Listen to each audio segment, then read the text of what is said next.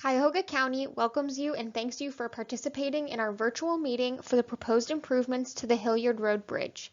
This video will review the alternatives investigated and how we arrived at recommending alternative number 3, removing the existing bridge and replacing the bridge on the existing alignment. Whether you are a nearby resident, business owner, employee, park user, or local driver, we want to provide you with the latest project details and continue hearing your comments and concerns throughout the project development process. In this presentation, we will review the project purpose, project team members and involved stakeholders, summarize the key issues associated with the project, go through the alternatives considered, and the comparison and decision-making that went into recommending the preferred alternative.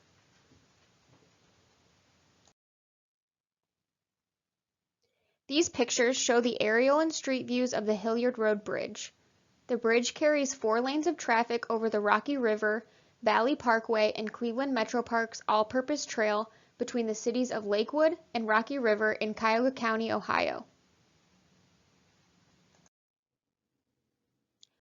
First, let's discuss why we need this project and how we developed the project purpose. The project purpose and the recommendation to replace the bridge is heavily influenced by 2 bridge inspections in 2013 and 2018. The first inspection was conducted in December of 2013. Based on the results of this inspection, a feasibility study was prepared in 2015 that recommended rehabilitation of the historic bridge. A follow-up inspection was conducted in 2018 to verify and document any changes of the structural condition of the bridge. The visual inspection also included subsurface concrete corings. The corings are achieved by drilling a circular cut into the bridge and pulling out a sample of concrete from the rest of the structure. The condition of the sample is then analyzed in a lab. These samples indicated that a high concentration of chlorides had penetrated the concrete over the life of the structure, which has a harmful effect on the concrete and steel. The concrete sampling was consistent with what was found during a follow-up visual inspection. The bridge was now showing portions of heavy deterioration, section loss, and multiple broken reinforcing bars throughout the bridge deck, floor beams, columns, arches, and piers. This new condition required the bridge to be further examined to confirm that it could handle heavy trucks and emergency vehicle loads. The updated analysis determined that the bridge could not handle certain heavy trucks and emergency vehicles and would require weight restrictions. This does not include typical emergency vehicles that are lighter in weight, such as a Type 1 ambulance. However, the required action to restrict these vehicles from the bridge has prioritized this improvement project. After the 2018 inspection, it was decided that the feasibility study needed to be updated to account for the unexpected rapid deterioration of the bridge shown visually and in the concrete corings. The feasibility study, along with the recommended action, was revised in 2019. The next few slides document and compare the condition of the bridge between the 2 inspections in 2013 and 2018. The arches, columns, and floor beams in both the main and approach bridge spans exhibit large areas where concrete has broken off the main structure, exposing the reinforcement below. As previously mentioned, the visual inspection was supplemented with subsurface concrete corings. As you can see in these images, the concrete has deteriorated rapidly and is likely to increase at an accelerated rate in the future. This condition, and the high chloride content found in the corings, is most likely from constant seasonal exposure to winter salt usage and freeze-thaw. Here, more examples of large delaminated or fractured areas are shown, as well as how the failing drainage system on the bridge is causing heavy deterioration to the pier.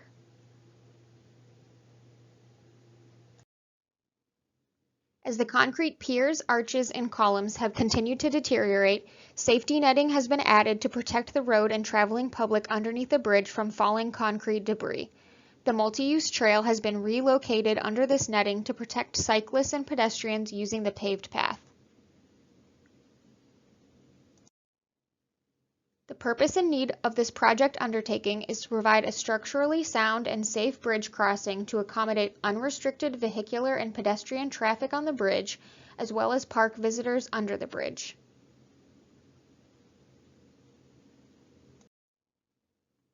Now we'll discuss all the parties and experts involved in the development and decision-making of this project.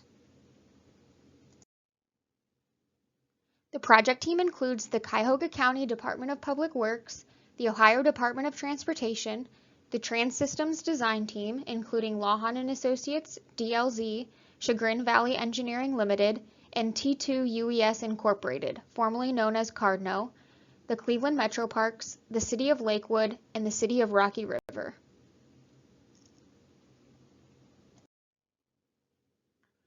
A variety of key issues were used to develop and compare the alternatives to meet the project purpose and need. Key issues are listed here and include the estimated useful life of the alternative, or the amount of time during which the bridge is in good enough condition to be used, the project purpose and need, impacts to the historic bridge, environmental impacts such as park and river impacts, construction schedule and maintenance of traffic, right-of-way or property impacts, and project costs. Let's go over the 4 alternatives considered. The alternatives investigated were identified by Cuyahoga County Department of Public Works and Trans-Systems to address the deficient structure and to meet the federal requirements for project impacts to historic assets and park property. The 4 alternatives include Alternative number 1, no build. Alternative number 2, rehabilitation. Alternative number 3, removal of the existing bridge and replacement on the existing alignment. And alternative number 4, replacement structure on new alignment and retaining existing bridge. After evaluation, alternative number 3, removal of the existing bridge and replacement on existing alignment, has been chosen as the recommended alternative. Now, let's learn a little more about each of these alternatives and their benefits and drawbacks. Alternative number 1, no build, does not meet the purpose and need of the project and was quickly dismissed. The no build alternative would leave the existing structure in its current condition with only routine maintenance. Even with routine maintenance, the condition of the bridge would continue to deteriorate until it must be signed for further load restrictions and then eventually closed to all traffic. Protecting park visitors from falling debris would be an ongoing concern. The project would not cost anything, however, the bridge is beyond its useful life. This alternative has no associated construction or maintenance of traffic impacts. Updating the maintenance schedule is not enough to handle the current condition of the bridge and ongoing safety concerns. Alternative number 2 would rehabilitate the existing structure with the intent to maintain the historic integrity of the bridge. This alternative would meet the purpose and need, but would require removal and replacement of approximately 70% of the existing structure. The removal includes the deck, floor beams, and columns situated above the arches. The arches and remaining portions of the piers would require rehabilitation to remove the badly deteriorated sections of concrete. There would be temporary park and river impacts during construction. This alternative would cost approximately $52.8 million. This estimate includes just the construction and right-of-way cost. The repair method for the arches would involve a substantial amount of fiber wrapping, which will dictate the final arch aesthetic. The repair method typically has an estimated design life of 25 years and may require additional repairs in the future. There would be a 3-year detour during the 3-year-long construction. Additionally, the uncertainty of the condition and amount of deterioration of the arches and piers discovered during construction may potentially add an undetermined amount of cost and time to the project. This uncertainty may make the rehabilitation option more costly than anticipated and will likely require more repairs to the rehabilitated portions of the structure. Alternative number 3 meets the purpose and need of the project and is the recommended alternative. Alternative number 3 would require removal of the historic bridge to build a new bridge in its place, maintaining the existing footprint of the road. There would be temporary park and river impacts during construction. Because it's in the same spot as the current bridge and the new piers have the potential to be located outside of the river, this alternative has limited right-of-way and environmental impacts. Depending on the bridge type selected, this alternative would cost approximately $40.7 to $55.2 million. This estimate just includes the construction and right-of-way cost. it would likely have a lower and more predictable construction cost than the rehabilitation option. A new bridge would be designed to adhere to the American Association of State Highway and Transportation Officials, or AASHTO, 75-year life cycle. There would be a 2 to 3 year detour during construction. The proposed bridge type and aesthetics of the new bridge would be determined, coordinated, and implemented as part of the project development process.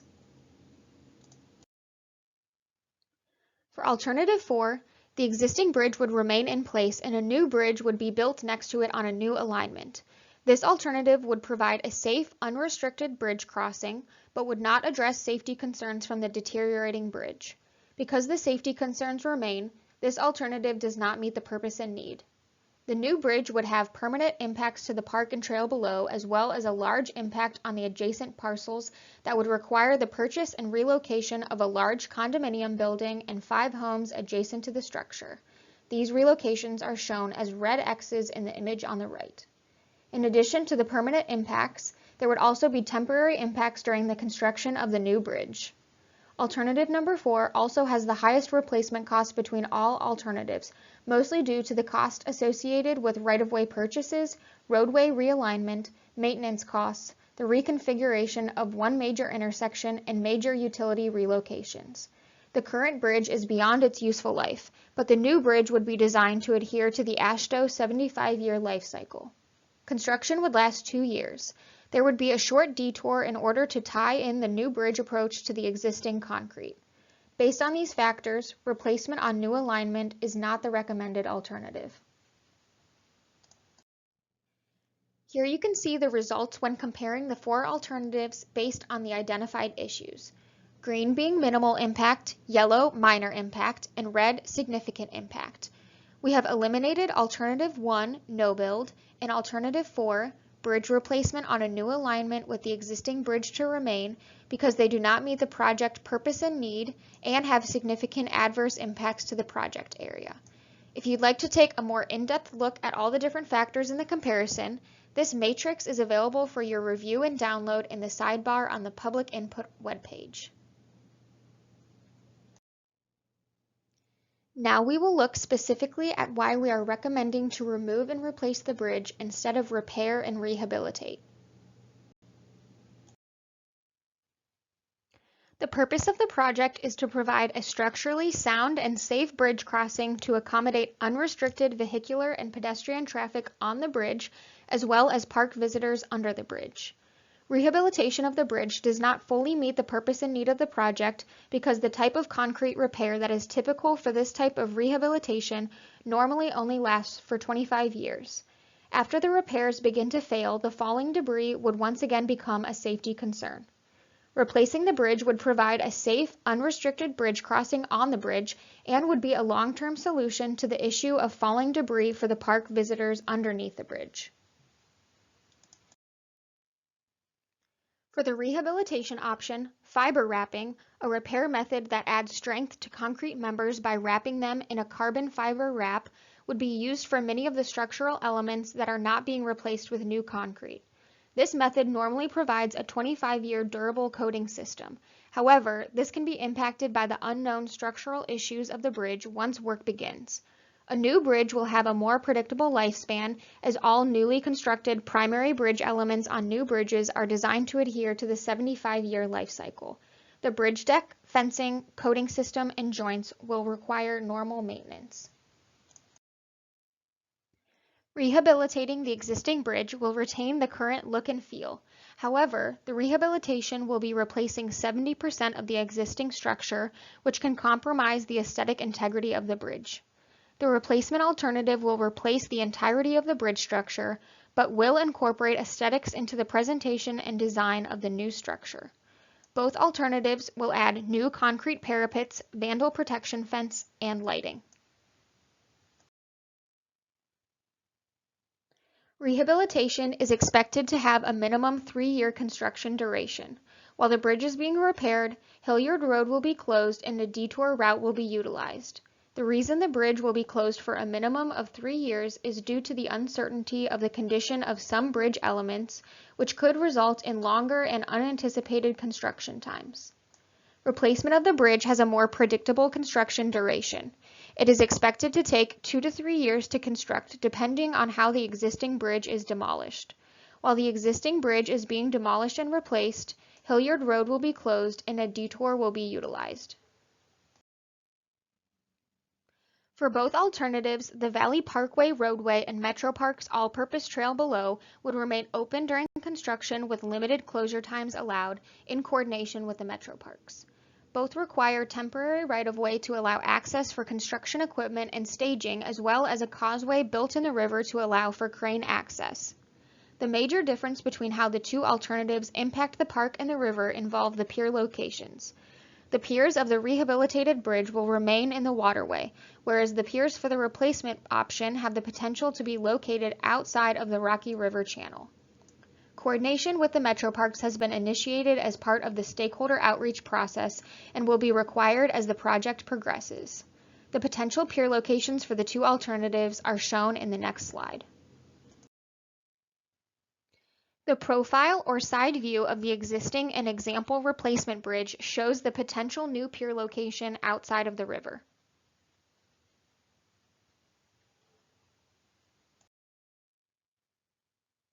The cost associated with each alternative includes construction of the bridge, roadway approach work if needed, and permanent right-of-way costs. Roadway work is relatively insignificant for both the rehab and replacement alternatives. Costs for environmental mitigation are not known at this time and are not included. The rehabilitation option is estimated to cost $52.8 million, but could be more depending on unforeseen conditions encountered during construction. This cost and the rehab option provide an extended bridge life of 25 years.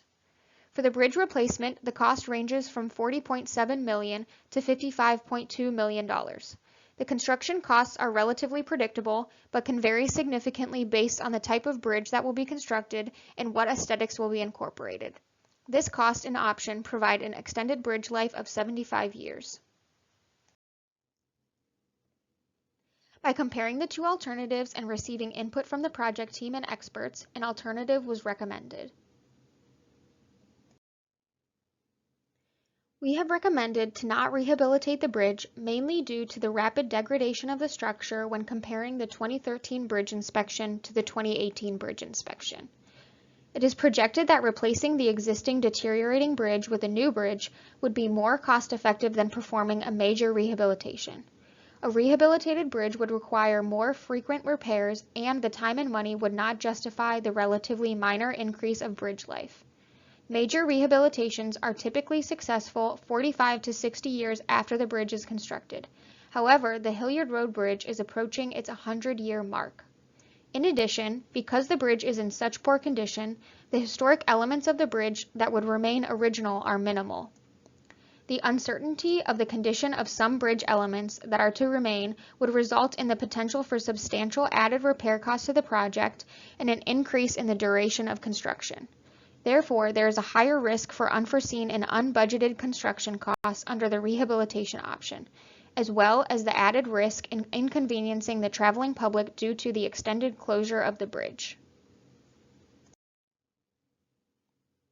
We have recommended alternative number 3, removal of the existing bridge and replacement on the existing alignment. In 2013, it appeared that the most cost-effective alternative would be to rehabilitate the Hilliard Road Bridge. But after taking samples of the concrete and accounting for the rapid rate of deterioration, removing the existing bridge and constructing a new one is the safest and most cost-effective alternative that satisfies the project's purpose. Thank you for taking the time to learn about the alternatives and impacts that we considered when recommending an alternative for the bridge. At the conclusion of this video, please continue to move through to the next tabs to learn more about the project, figure out how you can be involved in the process, and finally provide your comments and learn next steps.